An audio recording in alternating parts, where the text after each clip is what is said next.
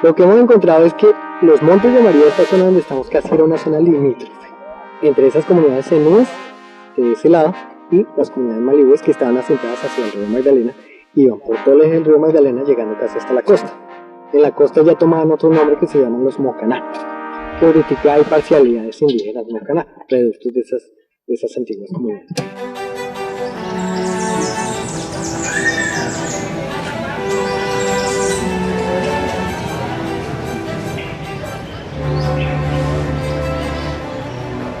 Desde la gerencia de HSEQ es bastante importante este hallazgo porque primero que todo nos da la posibilidad de demostrar que la compañía en realidad es responsable, ¿cierto?, de sus actuaciones, de lo que tiene actualmente en esta área, de este campo tan importante que es para la compañía, que es la creciente, y de este pozo exploratorio en particular, que es el Pozo H. Sobre este pozo teníamos un breve antecedente.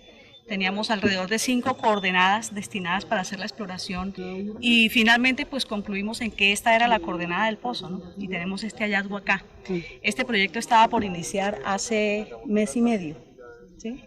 Y luego entonces ya con este rescate que estamos haciendo acá, que es una cosa bien importante, pues la compañía decidió en realidad dar un compás de espera al inicio del proyecto, tratando de seguir y continuar con el protocolo, ¿cierto?, que nos exige Colombia.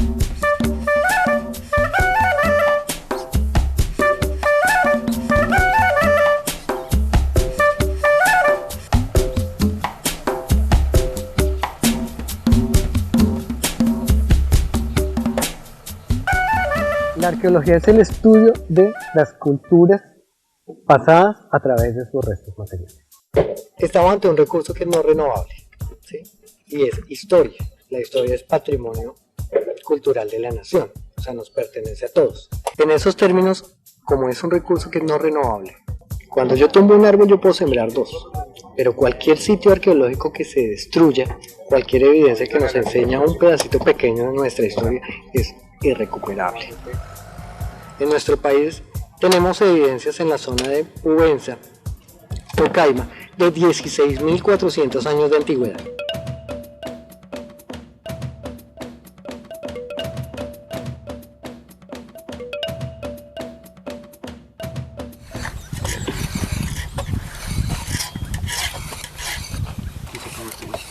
La idea es tratar de no solo ubicar al individuo, sino limitar el área de ocupación en este sector, para poder despejar, medir, registrar y avanzar hacia la parte nororiental de la colina, que todavía nos falta prospectar.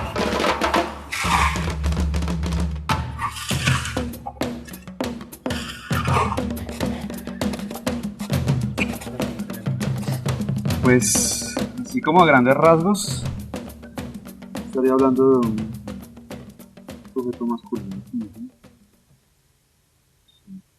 El cráneo colapsó, es de los menos afectados que tenemos. Y lo mismo, el peso la colapsó, está ubicada en forma invertida, está al contrario, la boca está hacia abajo. Entonces, todo lo que vemos acá es el colapso que sufrió por compactación. Digamos que este tipo de investigaciones tienen un factor muy importante, que es el acceso a recursos. Digamos que hace 20 años hacia atrás una investigación arqueológica era muy difícil de realizar, porque los gastos que implicaban eran tales de que muy pocos arqueólogos tenían acceso a ese tipo de recurso económico. Gracias al boom que tiene la industria de hidrocarburos, ha permitido de alguna manera que la exploración arqueológica se haya intensificado un poco más en los últimos, digamos, 10 años. Y debido también a que la Ley General de Cultura y específicamente la Ley 1185 del 2008 empezó a regular mucho más, digamos, con más firmeza la realización de estudios de impacto arqueológico dentro de proyectos de hidrocarburos.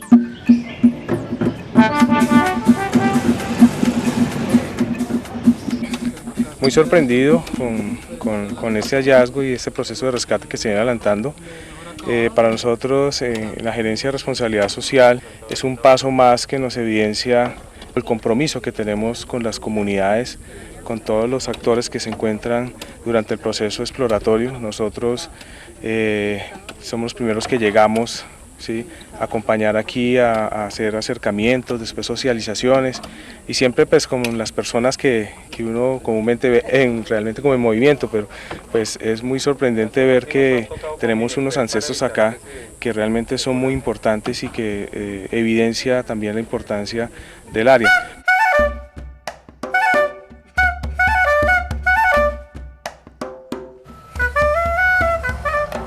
Este pozo está localizado en zona rural de San Pedro Sucre, en la vereda San Rafael. Es una zona con relieve ondulado.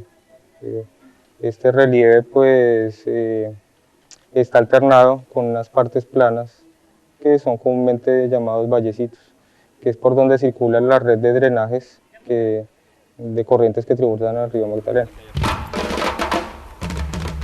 Esto es lo que se llama Programa de Arqueología Preventiva, el cual debe ejecutarse como parte del licenciamiento ambiental que las empresas deben realizar por ley para poder obtener sus licencias y poder darle unas medidas de manejo a cada componente específico del medio natural y el medio social que van a ser afectados con la construcción de las obras civiles.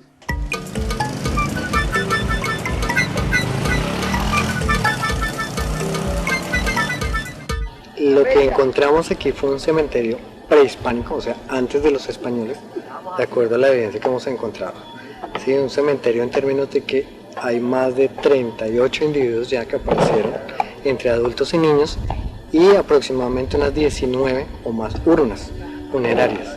Son las funerarias que son vacías, donde se hacía lo que nosotros llamamos un entierro secundario, que ponían niños o personas dentro de las vacías y las enterraban también.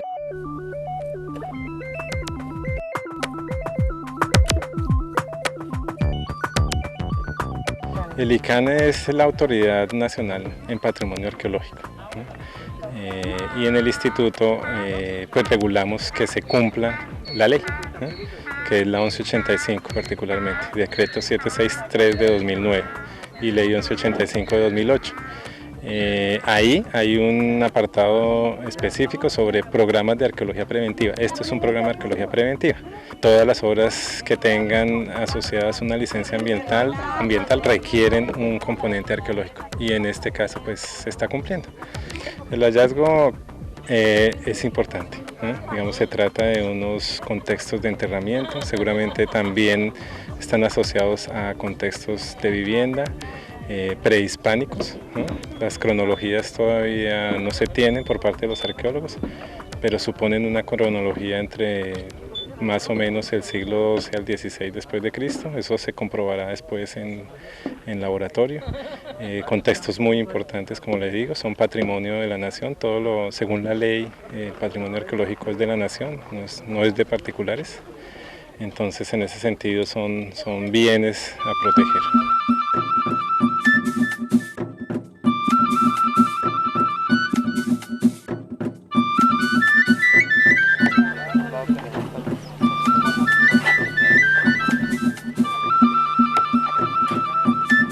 Este proyecto en especial, el proyecto La Creciente, es de muchísima importancia para Pacífico, muchísima importancia, ¿sí? Y el retraso en las actividades también lo es, ¿cierto? Pero ante un hallazgo como estos, pues la compañía decidió efectivamente parar el proyecto, ¿no? En muchas ocasiones casi es que se lo ponen, digamos, al mismo nivel de lo vegetal. En realidad ambos son importantes, por supuesto, pero son distintos. ¿En qué medida? En que, digamos, una compensación en lo ambiental pues es posible, en cambio en lo arqueológico no, porque lo arqueológico desaparece. Una vez incluso entran, digamos, la maquinaria, en fin, sin un programa de arqueología preventiva, pues en realidad no es compensar. Que ¿cómo se compensa? Incluso en la ley colombiana, pues lo arqueológico no tiene valor económico, entonces ni siquiera a través de una compensación económica se puede recuperar esa información. Por eso es tan importante que se hagan este tipo de trabajos con el tiempo suficiente, porque lo arqueológico tiene también esa particularidad, no se puede hacer de una manera rápida, ¿eh? Tiene que tener, digamos, unos procedimientos propios. Claro. Como ustedes lo ven, es un trabajo de brocha y palustre. Claro. En algunas ocasiones, claro, en algunas ocasiones sí se puede bajar con palín, pero cuando uno encuentra el registro arqueológico, pues es necesario hacerlo con estas herramientas, muy cuidadoso, en fin. hay también una fase de laboratorio que es importantísima, Claro. que siempre yo sé que ustedes la han hecho. Y la fase de divulgación también es clave. Entonces, todos esos componentes es preciso, digamos, apoyarlos y desarrollarlos como parte de los planes de manejo arqueológico.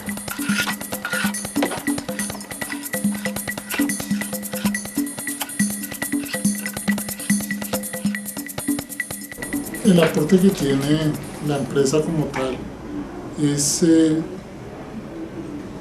principalmente tener un grupo de antropología, un grupo estable, un grupo que ha venido prestando este servicio desde hace 7, 8 años continuamente y en el cual se ha involucrado a las operadoras, se ha trabajado con las operadoras, se ha trabajado con el ICANN en el sentido de darle relevancia e importancia a este tema porque es el conocimiento cultural del país, es la memoria, es la riqueza cultural que, digamos, da la oportunidad de darse a conocer paralelamente al desarrollo de estos proyectos.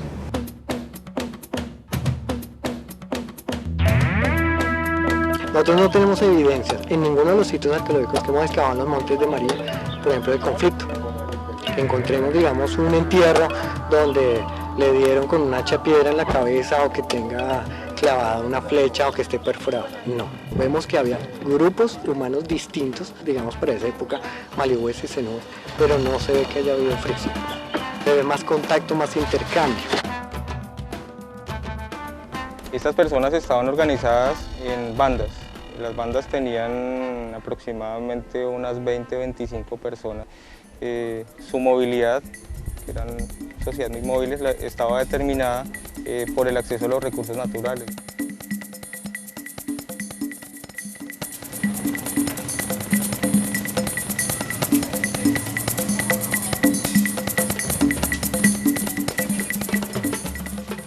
Bueno, luego ya excavados, nosotros pues los traemos acá a la fase de laboratorio, pasan por un proceso de lavado, secado a la sombra, ¿sí?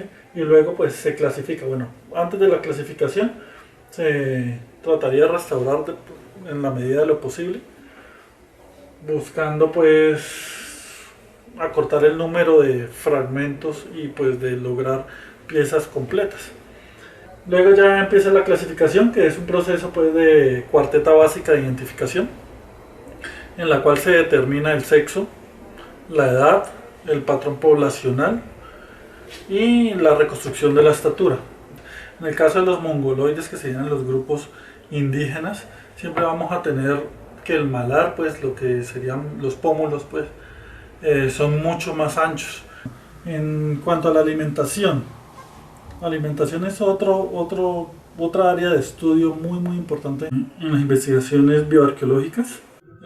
El primer paso, la manera más fácil pues de abordarla siempre es el estudio de los dientes, del desgaste. Entonces las caries, el cálculo dental siempre van a ser indicadores de dietas alimenticias ricas en carbohidratos, ¿sí? En el caso de lo que hemos encontrado, de lo que hemos venido investigando en los Montes de María, pues en realidad son muchísimos datos nuevos e importantes para la arqueología colombiana, ¿sí? Desde enfermedades hasta pues fechas de carbono 14 asociadas a ellas y el ajuar que se está presentando en las tumbas.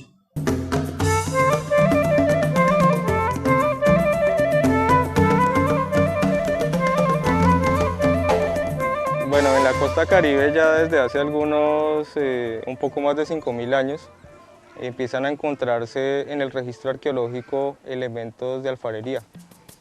Generalmente la cerámica es un indicativo de alguna manera de sedentarismo y cultivo.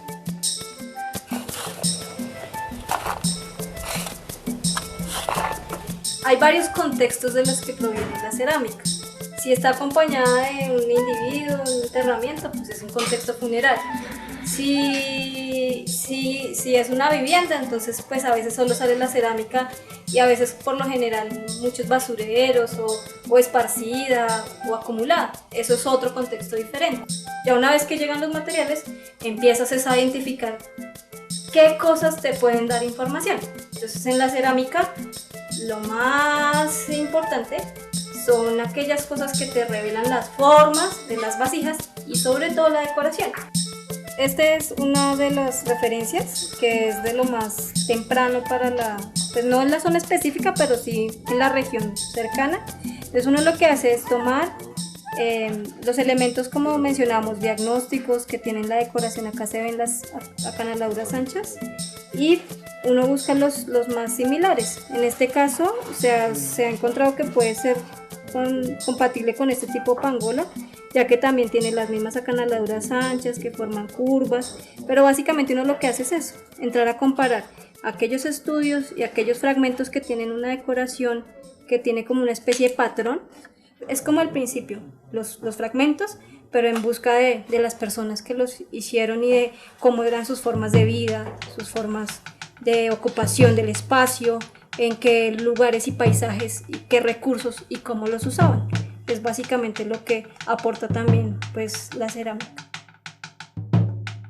Las evidencias más antiguas que hemos encontrado aquí son de 4000 años y la gente tenía formas distintas de vivir a lo largo del tiempo. Hemos encontrado más o menos 4 ocupaciones distintas.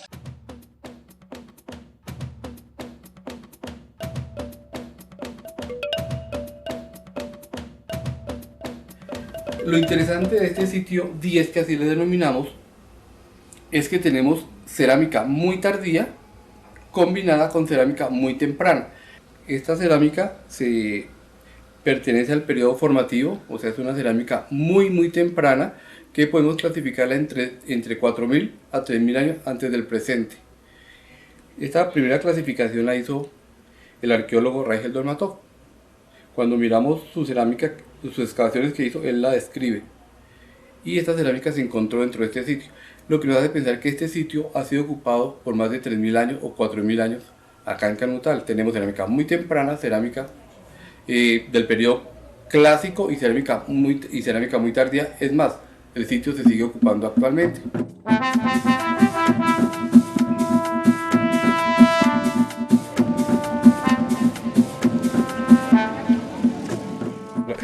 Lo arqueológico da una versión, incluso no es completa, en realidad nunca va a ser completa, pero sí va a haber una versión particular, una reconstrucción de ese pasado a través de la arqueología, como digamos una postura sobre ese pasado.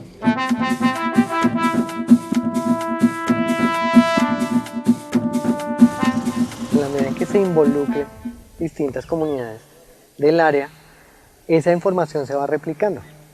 Yo le cuento a mi vecino va contando, entonces también se va socializando el quehacer de la arqueología. ¿Qué hacemos nosotros como arqueólogos? ¿Cuál es la diferencia de nosotros como arqueólogos respecto a la huaquería realmente? Que la huaquería lo que le interesa es la pieza, porque sí, solo la pieza, no lo que nosotros llamamos el contexto. Para nosotros es importante no la pieza, sino todo el conjunto que encierra la pieza. Entonces nosotros podemos saber que el entierro está depositado así, a ver si es femenino, si es masculino. Muy probablemente encontramos la urna al pie, como pasa con los malibúes. Y esa es la idea de que se vaya involucrando la comunidad, que la misma comunidad se vaya sensibilizando.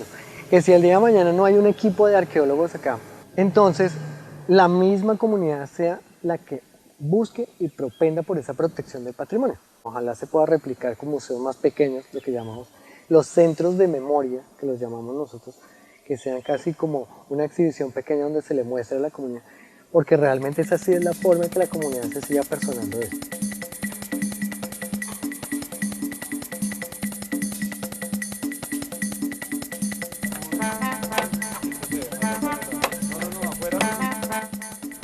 Hay muchos vacíos de información que se llenan cada vez que hay un hallazgo arqueológico, ¿no?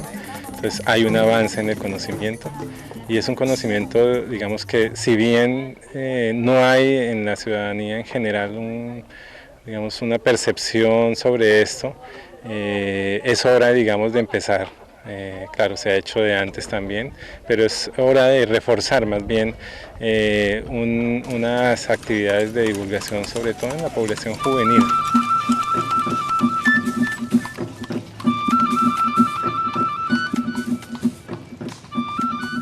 El interés de la empresa no es solamente operar sus campos, sino contribuir al resguardo del patrimonio cultural y ambiental del país. La labor que desempeña EIATEC a través de sus arqueólogos y auxiliares de campo de la zona contratados para el rescate de estos vestigios arqueológicos es muy importante para nosotros y para el país. Y queremos que la comunidad se sienta partícipe de esta labor para que posteriormente cuide el patrimonio que le va a quedar.